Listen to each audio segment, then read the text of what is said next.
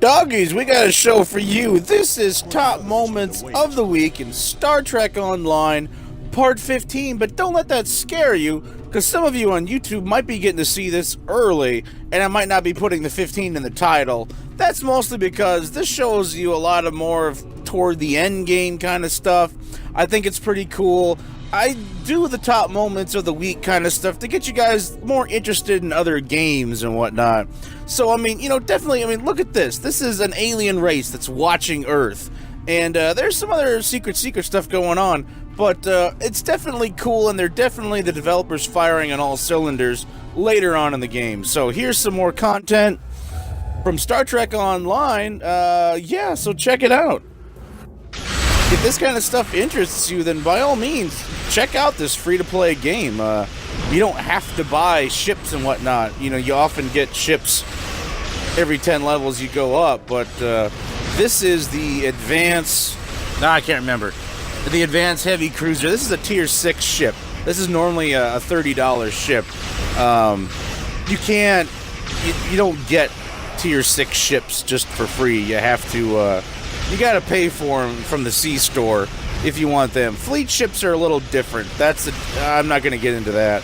But let's just say if you want to drop $30, you can get a ship like this, and it's pretty cool. It's one that they've made for the game. It's not canon with anything, but it's actually modeled after the Excelsior, so I can actually swap parts out on that. But yeah, I got a bunch of Tetrion beams, I believe. I really like it. I think later I switched to Polaron, and I tried something different. But yeah, I really started to like, basically love this ship. So yeah, so what you're going to see next coming up is a few other top moments I've had. There was a double XP weekend, so I bumped up my rank for all 4 of my characters, 10 levels. So there's a good variety of some stuff here, including some stuff I've done before. So let's check it out. Cool. So this is the first time I went in. Incoming hail from Voyager, really? It's Tuva. The situation in the Delta Quadrant. This was such a nice surprise to see Tim Russ. I knew that there was the Delta Rising expansion, of course. Even if you're on console, you knew that they probably had that, and that Tim Russ reprised his role as Tuvok in that. But yeah, actually, he did a little stint beforehand. And did some voice recordings for them, and then they actually brought him back for the expansion. I guess he was, made himself more available, or he said he'd love to do, more, or something like that. So, yeah, when you go to the Dyson Sphere, you get to see Tuvok for the first time, and it's pretty cool. Yeah, you can't go out that. You bounce right. So I often like doing size comparisons, so let's give you something that you can look at. On the top here, we have our typical Sovereign class, also known as the Enterprise-E from the movie Nemesis. That is the current Picard and Data and all them. That was the last ship that they got to use. That was the last one we saw with the name Enterprise. And here underneath it is it's the Romulan... it's the Ha'pax Advance Warbird. So this thing is big. It's thick. It's definitely got a lot of stuff going on. But man, is it slow as tits. It does not move fast. Then there's this damn quest. Over and over again, this stupid station power flow crap. You know how many times I've rerouted this goddamn power? I've got 4 characters, 4 of them, and I've had to do this damn thing over and over, and you still see new people over and over doing this. All you hear is that incessant frickin' noise in the background over and over. If you even get close to this room and you're like, what's that sound? It's the sound of fucking death. All the time you hear it. And as a newbie, you're like, oh, this ain't so bad. Oh, dear Lord, it's just getting started. And it starts here with rerouting this fucking power over and over again. Ah! So this is just a... goddamn. This is just a Klingon battlecruiser. I believe it's the Vorcha. It's like a tier 4. Don't get too excited. There is a version of it in Tier 6. I just, I've played with a lot of slow-moving craft. I just wanted to show this thing off. It's pretty fun. You know, the Voyager class, you've probably seen it in the movies and whatnot, and I'm gonna ass rape these guys using my ass. There you go. It's looking pretty good. I like it. When it turns slow, I wanted something that turned a little bit faster when I was going into Tier 5. But this one's Tier 4. So yeah, that's... And boom, I hit the rock. Good job. Oh, God, yeah. Oh, those are so nice. So, let me just get my face right... Oh, God. Hey, Mom! Mom, I need that VR headset! Alright, is it for school, honey? Yeah, it's definitely gonna be for school. I need to do some studying with it. There's certain stuff I can only do. Oh, dear God. You okay, honey? Oh, yeah. Yeah, I'm good.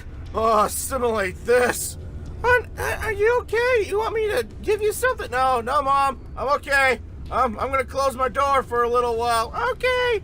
You don't study too hard. Oh, yeah. I'm gonna study hard. I'm gonna study my brains out. So this is the Quinn, I believe. This is the Tier 5. The Tier 5 Heavy Raptor for the Klingons. This is what I upgraded to. I've got a turn radius of like 12 or 16. Much better than the 6 and 8s I've had in the past. I had to sacrifice one of the weapon slots in the aft, but I really like this. Dear God, that thing's ugly. So, another moment that's the best is being able to skip. Now, if you're doing double XP weekends and whatnot, obviously you need all the XP you can get by actually completing them. But, dear God, it is so nice being able to skip some of these things that I've repeated with other characters. Because a lot of characters, whether you're Romulan or Klingon or Starfleet, they'll have a lot of the same mission sets put in front of them. So if you want to move forward and get to some of the more unique content, it's so nice to be able to skip. In fact, if you're having trouble with a particular episode or mission, you can also skip it outright. As long as you activate it first, then it gives you the option to skip it. So it is so nice. And then there's this. Now, I made me a character that I hadn't seen in a while, and he's gonna pop up here once I beam down. I forgot I even made him. Dear God, what the fuck is that? What's on his face? Jesus! What is that? Ferengi for fuck you? I mean, it actually has a Ferengi symbol, but I forgot I made him. He's got a big gut, too. So here we are with my, So later in the game, you're going to have enemies that are going to be able to have a high movement speed, which is basically their defense. And they're also going to employ a lot more techniques to hold you in place. Here you can see I had 3 of them using tractor beams on me. So you're going to need things that actually break that hold, that take away those buffs for them, especially the ones that take away hold and some other things that can be inflicted on your ship. So I wanted to mention that. Oh yeah, that was a double kill back there. I killed the one dude, he exploded and chain reactioned into the other one. I thought that was pretty cool too, so just wanted to share that with you guys. And on a sad note, we had to say goodbye to our dearly beloved friend, Chagrin. He's moved on to the afterlife. We're never gonna see him again. This is our goodbye. He's in the back row. I could stay awake just to hear you breathing. Watch you smile while you are sleeping, while you're far away and dreaming. I could spend my life in this sweet surrender. I could stay lost in this moment forever. Every moment spent with you is a moment I treasure.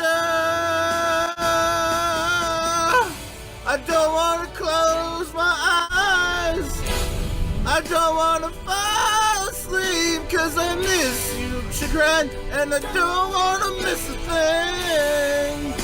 But you were uncommon, and you didn't have the skills I needed. I needed a rare, or very rare at the least. I needed that extra officer slide. So I had to delete you. Oh, Chagrin, it hurts so much. I deleted you. It's so much pain. Okay, so this is these next two are some of my longtime favorites, but definitely getting to see the Enterprise-C and pilot it was definitely a cool moment, especially being this close to, you know, one of the Star Trek ships, and you really get an idea for the scale and size of one of these ships, and this has got to be pretty spot on.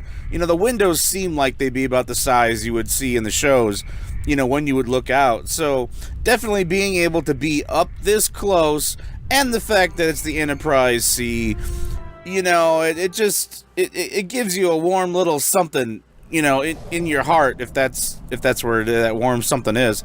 And so it's just, you know, it's a great moment. Not so much Tasha Yar, but you know, they have a little bit of fun at her character, and she seems game for it. So this is definitely a cool moment in the whole of the game. And you even get the Enterprise-C if you're sided with the Federation. They put it in your inventory. And the other big moment that I really kind of liked is fucking Spacewalk on top of Deep Space Nine. Ever since we saw Picard go after the Borg, and that whole section in the movie where they walked on top of the Enterprise, you know what? I've always kind of wanted to see Deep Space Nine up close, and the developers definitely scratched that itch. This looks to be, you know, extremely accurate, even more accurate than the multiplayer when you got the ships and stuff parked out front. They probably enlarged it a little bit there, but yeah, this is definitely a really cool moment. Here we go. Here's the top three. So while I'm in the Dyson sphere, I accidentally choose to beam to the Delta Quadrant command, and then I start to get the intro for Star Trek Online Delta Rising.